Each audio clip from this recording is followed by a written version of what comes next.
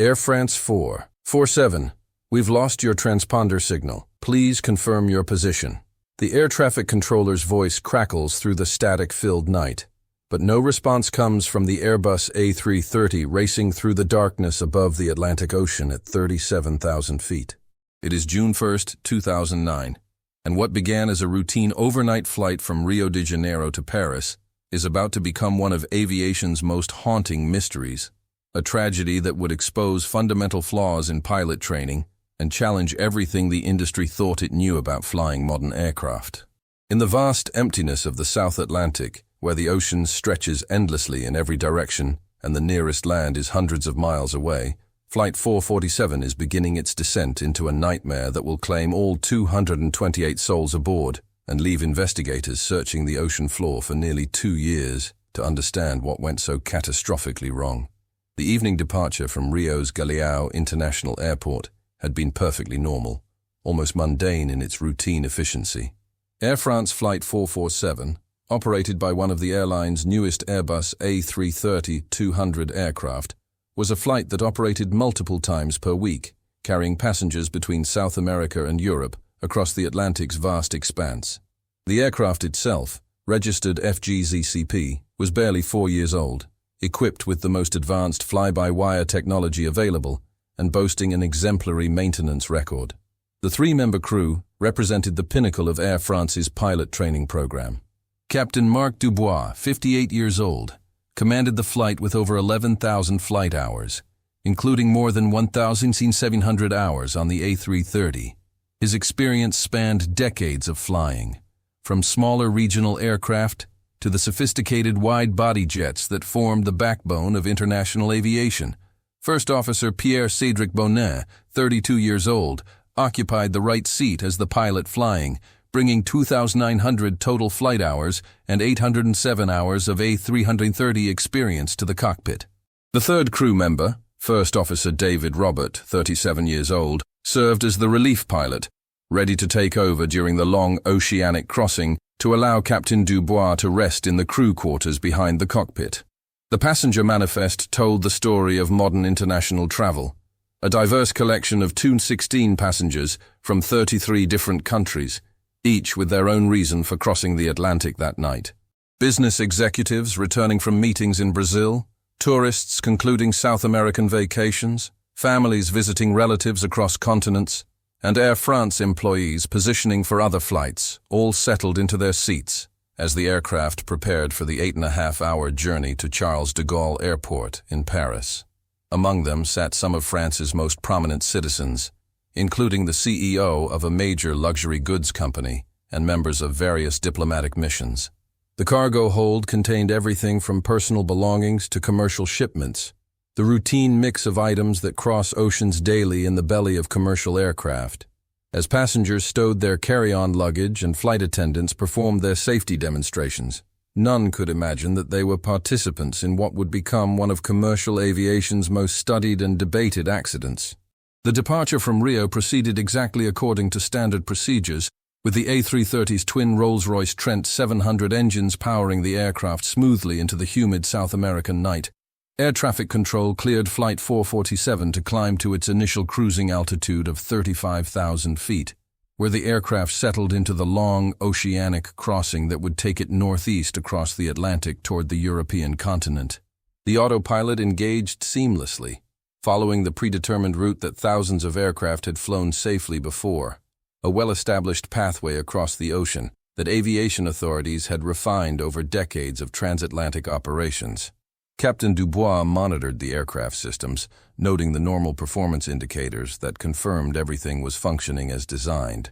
The weather radar showed typical tropical convection ahead, the kind of thunderstorm activity that pilots encounter routinely when flying through equatorial regions, nothing that modern aircraft and experienced crews couldn't handle with standard weather avoidance procedures. For the first 3.5 hours of flight, everything proceeded according to the flight plan with mechanical precision.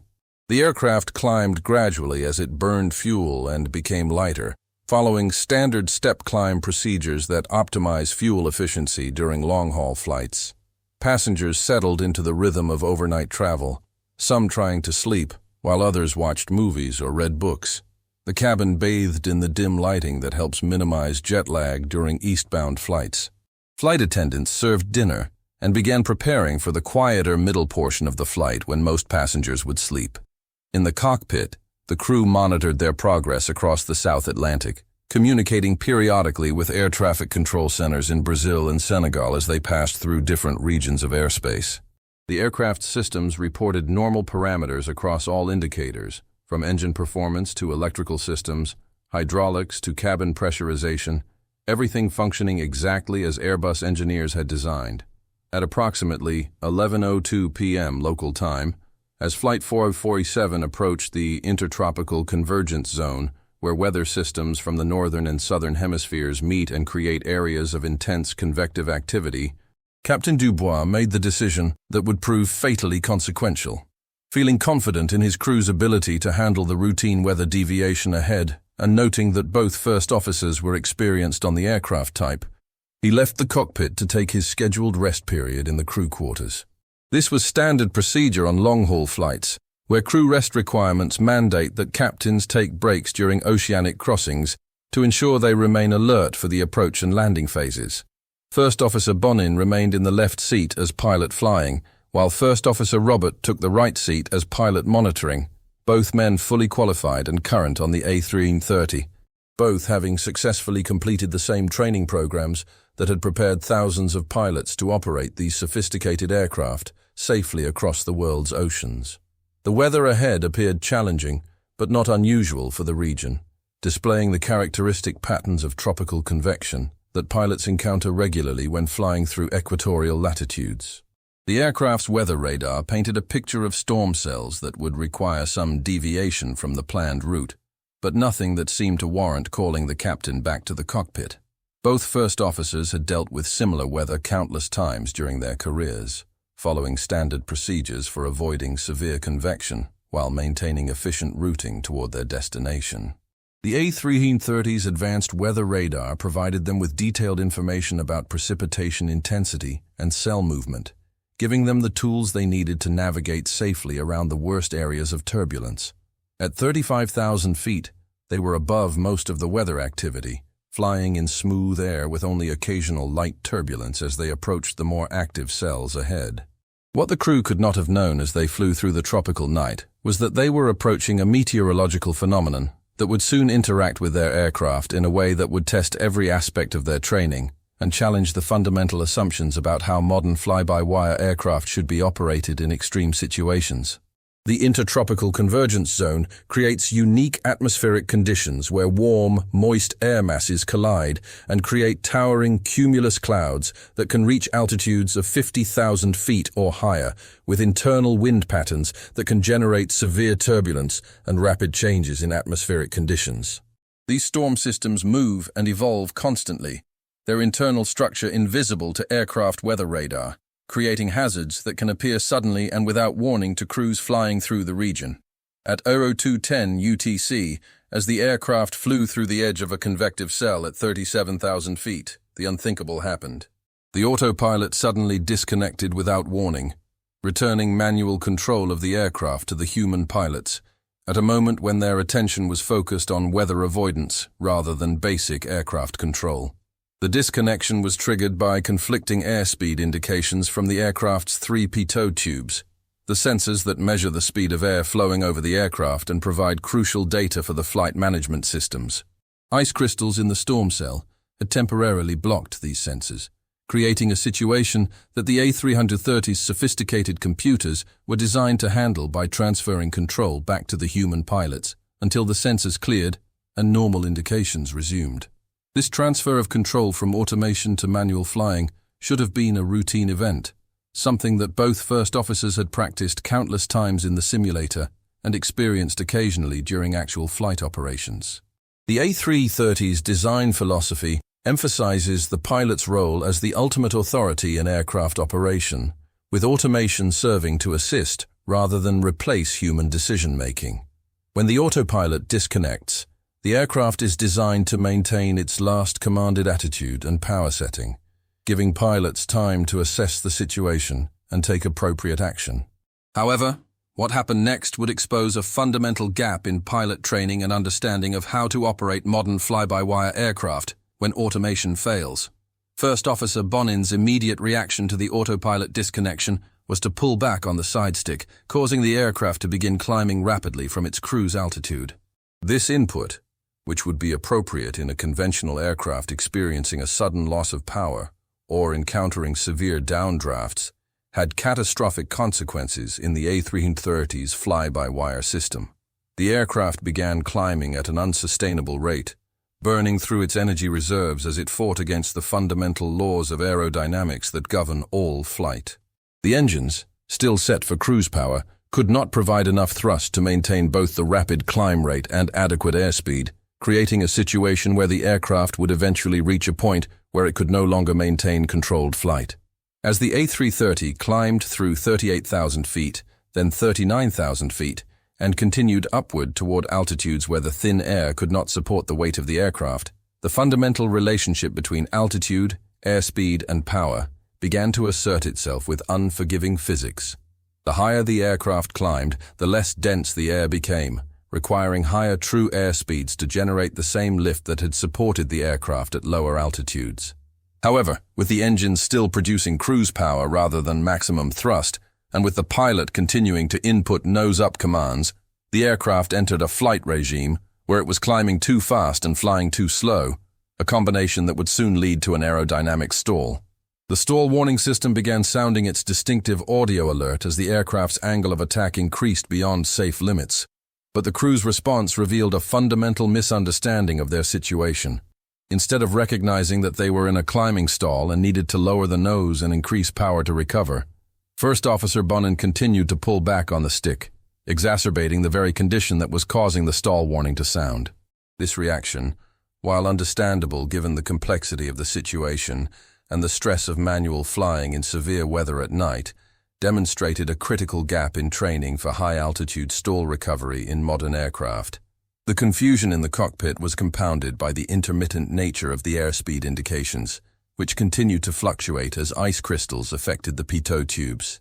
At various points during the emergency, the indicated airspeed would return to normal readings, then disappear again, creating a situation where the crew was trying to fly the aircraft without reliable speed information. This lack of reliable airspeed data, combined with the stress of the emergency and the unfamiliar handling characteristics of the aircraft at high altitude and low speed, created a perfect storm of human factors that overwhelmed the crew's ability to properly diagnose and correct their situation.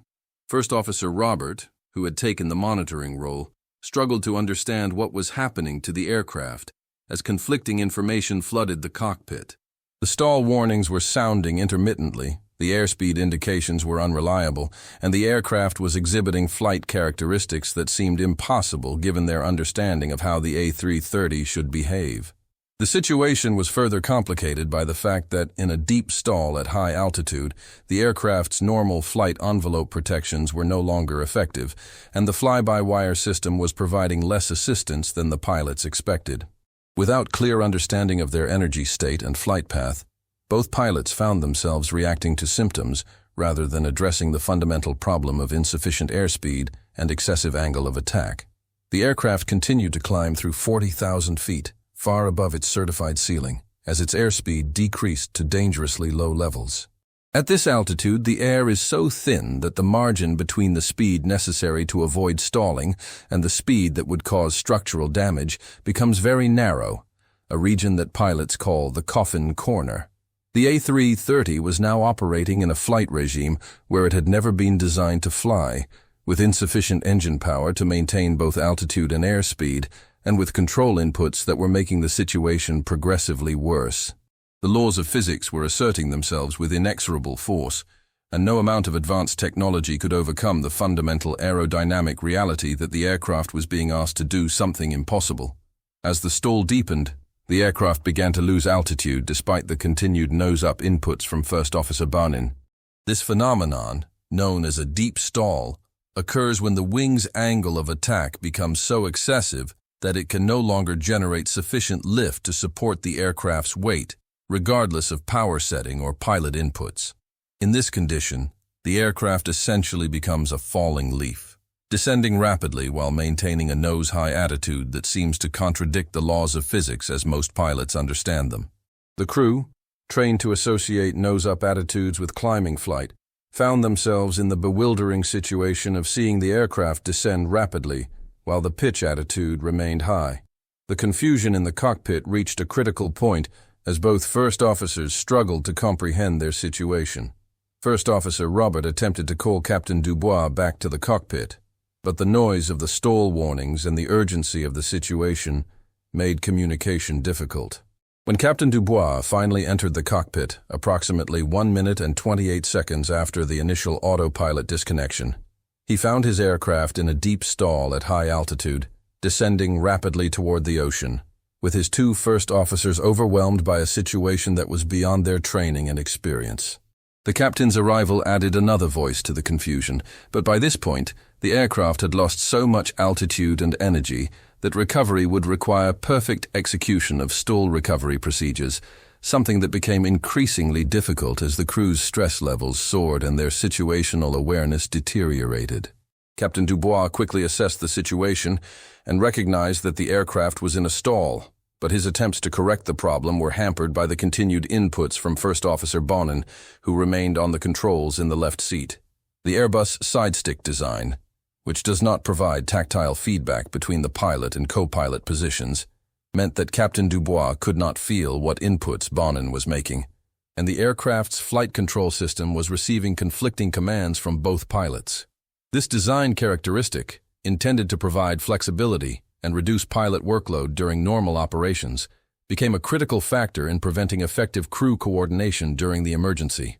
As the aircraft descended through 30,000 feet, then 25,000 feet, the crew made several attempts to understand and correct their situation, but each effort was undermined by fundamental misunderstandings about the aircraft's energy state and the nature of high-altitude stall recovery. The intermittent airspeed indications continued to confuse the situation, with the crew unable to rely on their primary flight instruments to provide accurate information about their flight path and energy state. The stall warnings, which should have provided clear guidance about the nature of their problem, were dismissed or misunderstood, leading to control inputs that worsened rather than improved their situation. The final minutes of Flight 447 became a tragic example of how modern aviation's emphasis on automation can leave pilots unprepared for situations where basic flying skills become the difference between life and death. The crew, highly trained in the operation of sophisticated aircraft systems and well-versed in standard operating procedures for normal and abnormal situations, found themselves facing a scenario that their training had not adequately prepared them to handle. The combination of unreliable instruments, unfamiliar flight characteristics at high altitude, and the stress of a rapidly evolving emergency created a situation where even experienced pilots could become overwhelmed and make decisions that seemed logical in the moment but were aerodynamically incorrect. As the aircraft continued its descent through 20,000 feet, then 15,000 feet, the crew made increasingly desperate attempts to arrest their descent and regain control of the aircraft. However, without recognizing that they were in a stall condition and needed to lower the nose to reduce angle of attack, their efforts were doomed to fail. The fundamental principle of stall recovery, which requires reducing angle of attack to restore smooth airflow over the wing, was not being applied, largely because the crew did not have clear situational awareness about their flight path and energy state. The confusion was compounded by the aircraft's altitude loss, which seemed to contradict their understanding of the relationship between control inputs and aircraft response. At 10,000 feet, with the aircraft still in a deep stall and descending at over 10,000 feet per minute, the crew finally began to understand the severity of their situation. Captain Dubois took control of the aircraft and attempted to apply proper stall recovery techniques, lowering the nose and increasing power in an effort to restore normal flight. However, by this point, the aircraft had lost so much altitude and energy that recovery was no longer possible within the remaining altitude available. The ocean surface, invisible in the darkness below, was rushing upward to meet them at a rate that left no margin for error or second chances. The final seconds of Flight 447 were marked by the crew's desperate attempts to pull the aircraft out of its descent, with all three pilots working together to try to save their aircraft and passengers. Captain Dubois applied full nose-up elevator while simultaneously increasing power to maximum, attempting to use every available control surface and engine thrust to arrest the descent. However, the fundamental aerodynamic problem remained unsolved. The aircraft was still in a stall condition, with insufficient airspeed to generate the lift necessary to support its weight, and no amount of power or elevator input could overcome this basic physical reality.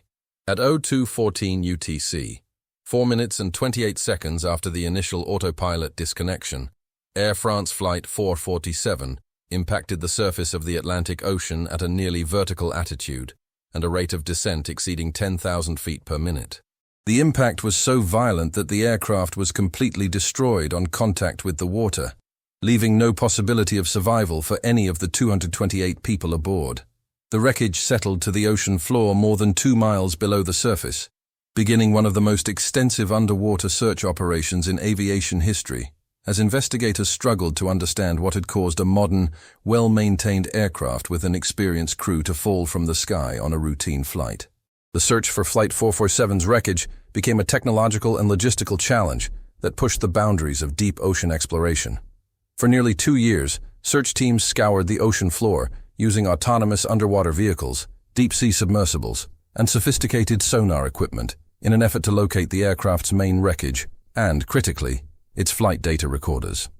The search area, covering thousands of square miles of ocean floor in some of the deepest parts of the Atlantic, presented unprecedented challenges for investigators who needed to understand what had happened during those final 4 minutes of flight.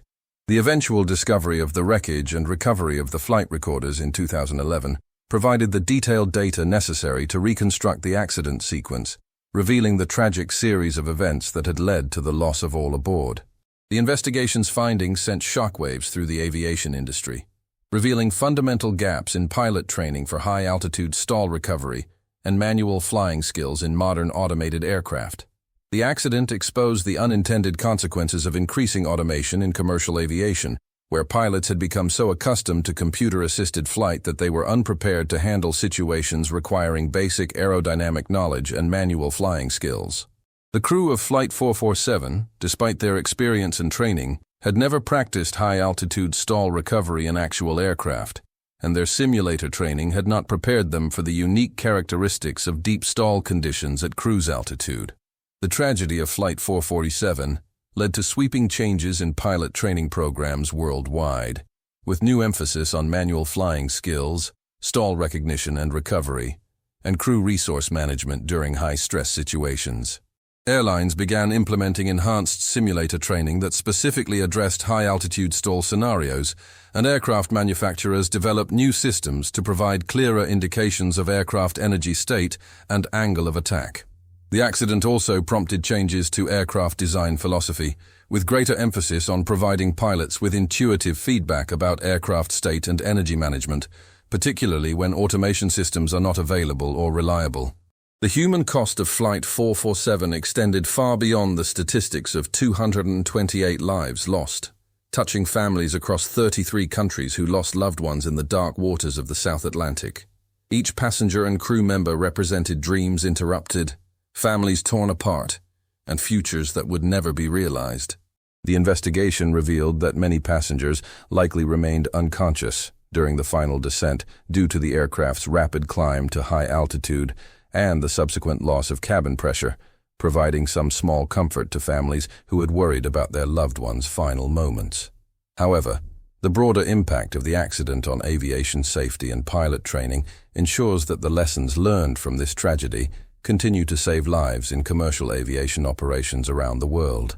Today, when pilots train for their airline transport pilot licenses, and when they complete recurrent training in flight simulators, they practice scenarios directly derived from the lessons of Flight 447. They learn to recognize the subtle signs of approaching stall conditions at high altitude, to maintain manual flying proficiency even in an age of increasing automation, and to work together as crews to manage high-stress emergencies using clear communication and defined roles. The sophisticated aircraft that carry millions of passengers safely across the world's oceans every day now incorporate design features and procedural safeguards that address the specific vulnerabilities revealed by the accident, from improved pitot tube designs that are less susceptible to ice crystal icing, to enhanced training programs that ensure pilots maintain the fundamental flying skills that technology cannot replace. The legacy of Air France Flight 447 serves as a powerful reminder that in aviation, as in life, technology is only as good as the humans who operate it, and that no amount of sophisticated automation can substitute for solid training, sound judgment, and the fundamental understanding of the physical principles that govern flight. The 228 people who perished that night over the South Atlantic did not die in vain if their sacrifice leads to safer skies for future generations of air travelers. Their memory lives on in every pilot who practices stall recovery in the simulator, in every aircraft design improvement that makes flying safer, and in every regulatory change that strengthens the foundation of commercial aviation safety. As you've learned about this tragic accident, take a moment to appreciate the incredible complexity and inherent safety of modern commercial aviation. And remember that behind every safe flight are the lessons learned from tragedies like Flight 447, ensuring that such losses lead to knowledge that protects future travelers crossing the world's oceans in the aircraft that connect our global community.